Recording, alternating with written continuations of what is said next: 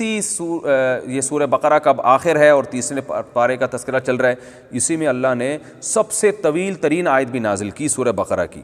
سورہ بقرہ کی سب سے طویل بلکہ پورے قرآن کی سب سے طویل آیت بھی اسی پارے میں ہے.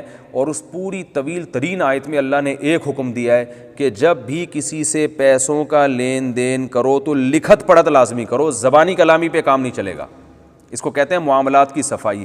آج یہ غیر مسلموں نے لے لی ہے اور مسلمان ہوائی فائرنگ پہ چل رہے ہیں, ہوائی باتوں پہ چل رہے ہیں. آپ کسی سے حساب مانگ لو, کیا مجھ پہ یقین نہیں ہے, کیا میں 2 نمبر آدمی لگ رہا ہوں؟ او بھائی زبان ہے, بس مسلمان کی زبان ہوتی ہے. بڑے بڑے سودے ہو رہے ہیں. وہ دیکھیں نا مزاربہ اسکینڈل جو چلا تھا, وہ کیا تھا؟ کوئی لکھت پڑھت نہیں, کوئی پتہ نہیں کہ بزنس ہو کہاں رہا ہے, کیا ہو رہا ہے. کروڑوں روپے لوگوں کے ڈوب گئے. تو یہ ہمارے یہاں ایک المیہ ہے کہ ہم قرآن کو فالو نہیں کرتے.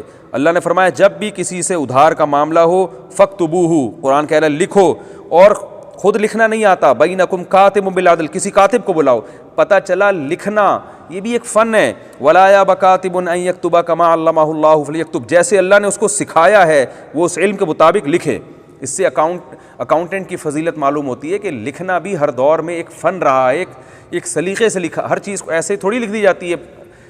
اور آپ کو پتہ ہے کہ اکاؤنٹنگ کے علم کی بنیاد بھی مسلمانوں نے رکھی ہے, اور مسلمان علماء یہی آیتیں فضیلت کے طور پر بیان کیا کرتے تھے اکاؤنٹنٹ کی, کہ ہر چیز کو جو ہے نا حساب کیا جاتا ہے, اس کو لکھا جاتا ہے کہ جو ہے اس میں پروفٹ کتنا ہو رہا ہے, اس میں آپ کا جو ہے نقصان کتنا ہو رہا ہے, کس سے کتنے پیسے لینے ہیں, کس کو کتنے پیسے دینے ہیں.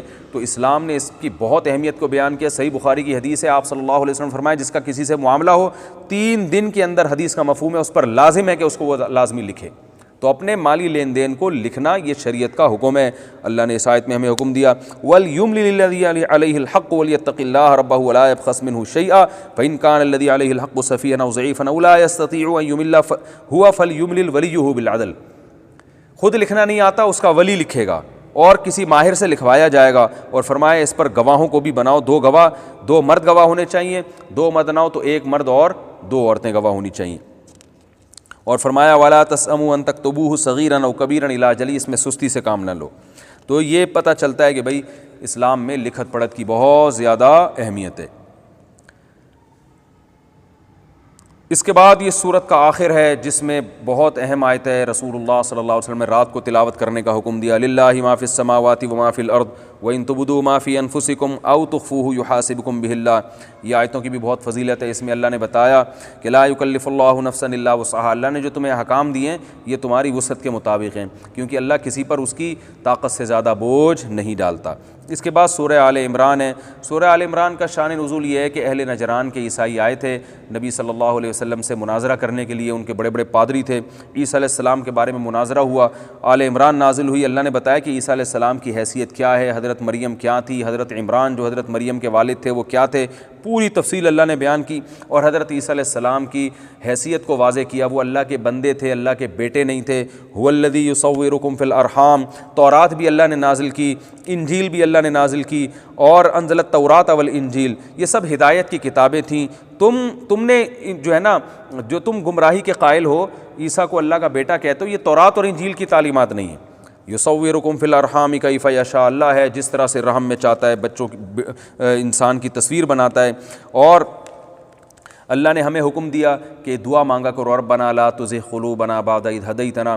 بہت خوبصورت دعا ہے کہ اے اللہ تو ہمیں جب تو نے اسلام کی ہدایت دے دی, اس ہدایت کے بعد ہمارے دلوں کو اب دوبارہ نہ پلٹنا, دوبارہ ہمیں نہ پلٹنا. اور انک انت الوہاب, تو عطا کرنے والا ہے, اپنی عطا سے اپنی رحمت سے ہمیں ایمان پر قائم رکھ.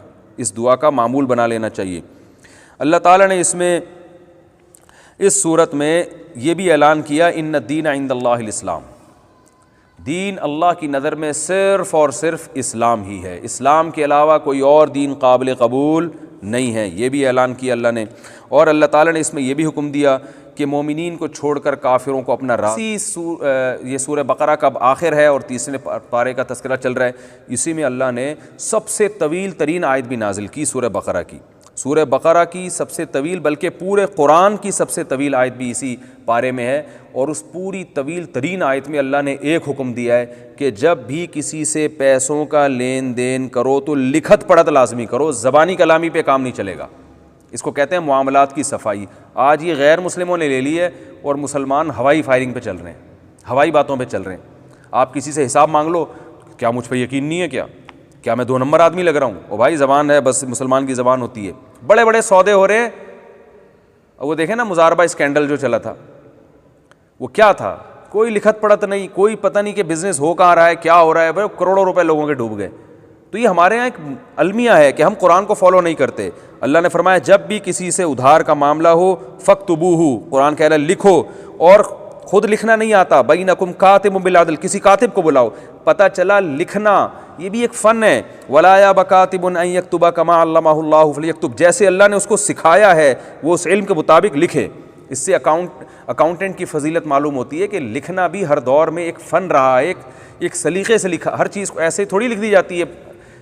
اور آپ کو پتہ ہے کہ اکاؤنٹنگ کے علم کی بنیاد بھی مسلمانوں نے رکھی ہے، اور مسلمان علماء یہی آیتیں فضیلت کے طور پر بیان کیا کرتے تھے اکاؤنٹنٹ کی، کہ ہر چیز کو جو ہے نا حساب کیا جاتا ہے، اس کو لکھا جاتا ہے کہ جو ہے اس میں پروفٹ کتنا ہو رہا ہے، اس میں آپ کا جو ہے نقصان کتنا ہو رہا ہے، کس سے کتنے پیسے لینے ہیں، کس کو کتنے پیسے دینے ہیں۔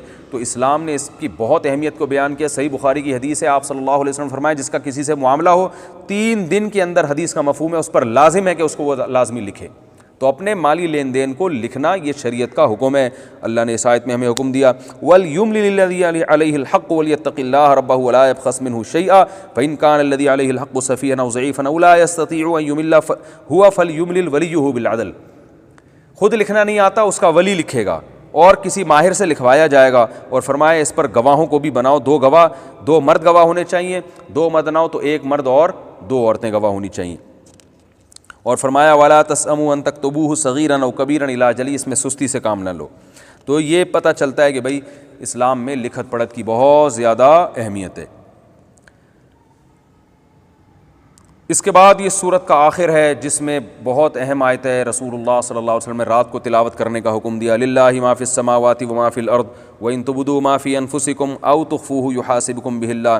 یہ آیتوں کی بھی بہت فضیلت ہے۔ اس میں اللہ نے بتایا کہ لا یکلف اللہ نفسا الا وسعہا، اللہ نے جو تمہیں احکام دیے ہیں یہ تمہاری وسعت کے مطابق ہیں، کیونکہ اللہ کسی پر اس کی طاقت سے زیادہ بوجھ نہیں ڈالتا۔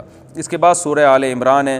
سورہ آل عمران کا شان نزول یہ ہے کہ اہل نجران کے عیسائی آئے تھے نبی صلی اللہ علیہ وسلم سے مناظرہ کرنے کے لیے، ان کے بڑے بڑے پادری تھے، عیسیٰ علیہ السلام کے بارے میں مناظرہ ہوا، آل عمران نازل ہوئی۔ اللہ نے بتایا کہ عیسیٰ علیہ السلام کی حیثیت کیا ہے، حضرت مریم کیا تھی، حضرت عمران جو حضرت مریم کے والد تھے وہ کیا تھے، پوری تفصیل اللہ نے بیان کی، اور حضرت عیسیٰ علیہ السلام کی حیثیت کو واضح کیا۔ وہ اللہ کے بندے تھے، اللہ کے بیٹے نہیں تھے۔